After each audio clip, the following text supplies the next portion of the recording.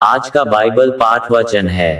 लेव्यवस्था उसका 14 अध्याय 1 से 57 पद। जैसा लिखा है, फिर यहोवा ने मूसा से कहा, कोढ़ी के शुद्ध ठहराने की व्यवस्था यह है कि वह याजक के पास पहुंचाया जाए और याजक छावनी के बाहर जाए और याजक उस कोढ़ी को देखे, और यदि उसके कोढ़ की व्याधि चंगी हुई हो तो याजक आज्ञा दे कि शुद्ध ठहराने वाले के लिए 2 शुद्ध और जीवित पक्षी, देवदारू की लकड़ी और लाल रंग का कपड़ा और जूफा ये सब लिए जाएं, और याजक आज्ञा दे कि एक पक्षी बहते हुए जल के ऊपर मिट्टी के पात्र में बलि किया जाए। तब वह जीवित पक्षी को देवदारू की लकड़ी और लाल रंग के कपड़े और जूफा इन सबों को लेकर एक संग उस पक्षी के लोहू में जो बहते हुए जल के ऊपर बलि किया गया है डुबा दे, और कोढ़ से शुद्ध ठहरने वाले पर 7 बार छिड़क कर उसको शुद्ध ठहराए। तब उस जीवित पक्षी को मैदान में छोड़ दे,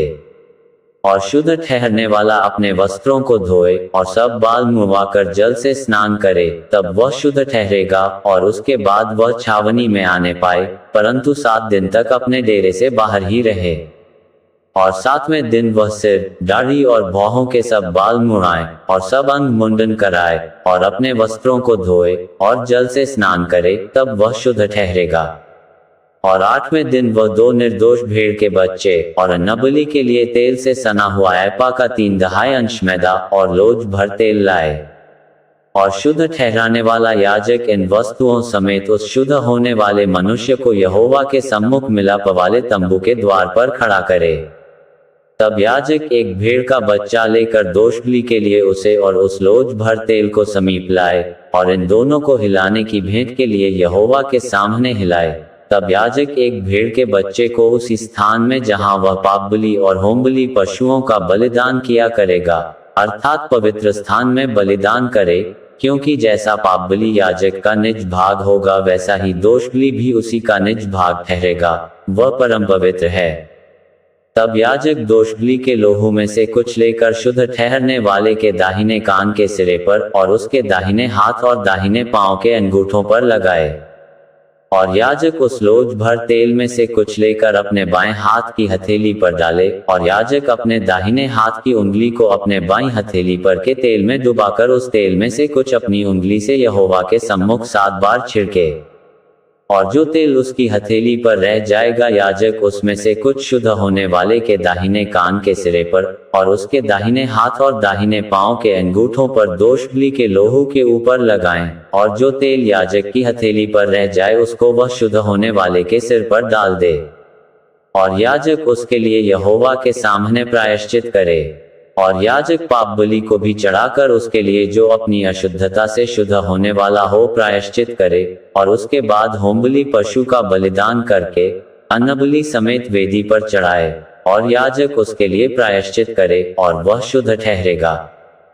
परंतु यदि वह दरिद्र हो और इतना लाने के लिए उसके पास पूंजी न हो, तो वह अपना प्रायश्चित करवाने के निमित्त हिलाने के लिए भेड़ का बच्चा दोषबलि के लिए और तेल से सना हुआ एपा का 10वां अंश मैदा अन्नबलि करके और लोज भर तेल लाए, और 2 पंडुक व कबूतरी के 2 बच्चे लाए जो वह ला सके, और इनमें से एक तो पाप बलि के लिए और दूसरा होम बलि के लिए हो। और 8वें दिन वह इन सबों को अपने शुद्ध ठहरने के लिए मिलाप वाले तंबू के द्वार पर यहोवा के सम्मुख याजक के पास ले आए। तब याजक उस लोज भर तेल और दोष बलि वाले भेड़ के बच्चे को लेकर हिलाने की भेंट के लिए यहोवा के सामने हिलाए। फिर दोषबलि के भेड़ के बच्चे का बलिदान किया जाए, और याजक उसके लोहू में से कुछ लेकर शुद्ध ठहरने वाले के दाहिने कान के सिरे पर और उसके दाहिने हाथ और दाहिने पांव के अंगूठों पर लगाए।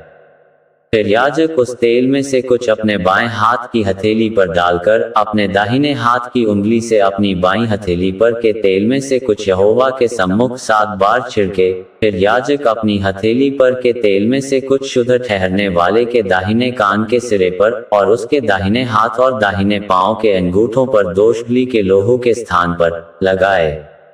और जो तेल याजक की हथेली पर रह जाए उसे वह शुद्ध ठहरने वाले के लिए यहोवा के सामने प्रायश्चित करने को उसके सिर पर डाल दे।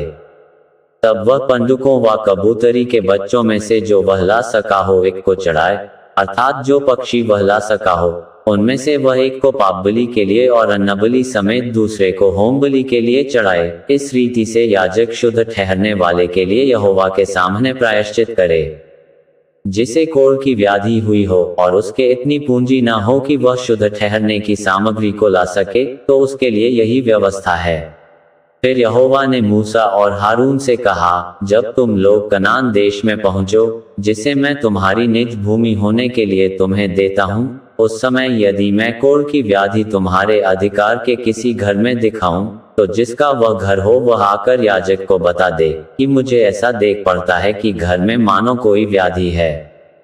तब याजक आज्ञा दे कि उस घर में व्याधि देखने के लिए मेरे जाने से पहले उसे खाली करो, कहीं ऐसा न हो कि जो कुछ घर में हो वह सब अशुद्ध ठहरे और पीछे याजक घर देखने को भीतर जाए।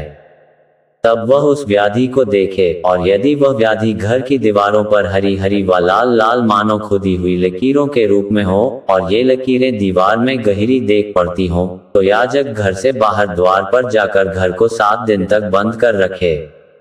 और 7वें दिन याजक आकर देखे, और यदि वह व्याधि घर की दीवारों पर फैल गई हो, तो याजक आज्ञा दे कि जिन पत्थरों को व्याधि है उन्हें निकालकर नगर से बाहर किसी अशुद्ध स्थान में फेंक दें।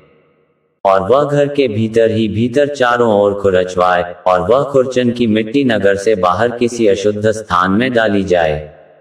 और उन पत्थरों के स्थान में और दूसरे पत्थर लेकर लगाएं, और याजक ताजा गारा लेकर घर की जुड़ाई करे।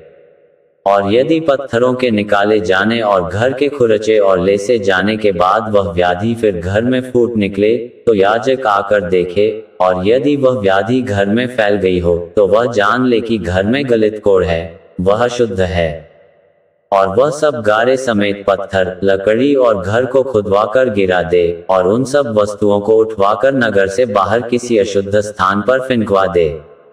और जब तक वह घर बंद रहे तब तक यदि कोई उसमें जाए तो वह सांझ तक अशुद्ध रहे। और जो कोई उस घर में सोए वह अपने वस्त्रों को धोए, और जो कोई उस घर में खाना खाए वह भी अपने वस्त्रों को धोए। और यदि याजक आकर देखे कि जब से घर लेसा गया है तब से उसमें व्याधि नहीं फैली है, तो ये जानकर कि वह व्याधि दूर हो गई है, घर को शुद्ध ठहराए। और उस घर को पवित्र करने के लिए 2 पक्षी, देवदारू की लकड़ी, लाल रंग का कपड़ा और जूफा लिवा लाए, और एक पक्षी बहते हुए जल के ऊपर मिट्टी के पात्र में बलिदान करे। तब वह देवदारू की लकड़ी, लाल रंग के कपड़े और जूफा और जीवित पक्षी, इन सबों को लेकर बलिदान किए हुए पक्षी के लोहू में और बहते हुए जल में डूबा दे, और उस घर पर 7 बार छिड़के। और वह पक्षी के लोहू और बहते हुए जल और जूफा और लाल रंग के कपड़े के द्वारा घर को पवित्र करे। तब वह जीवित पक्षी को नगर से बाहर मैदान में छोड़ दे। इसी रीति से वह घर के लिए प्रायश्चित करे, तब वह शुद्ध ठहरेगा। सब भांति के कोढ़ की व्याधि और सेहुएं और वस्त्र और घर के कोढ़ और सूजन और पपड़ी और फूल के विषय में शुद्ध और अशुद्ध ठहराने की शिक्षा की व्यवस्था यही है। सब प्रकार के कोढ़ की व्यवस्था यही है। यहाँ तक इस वचन के द्वारा प्रभु यीशु आपको बहुतायत से आशीष दे। आमीन।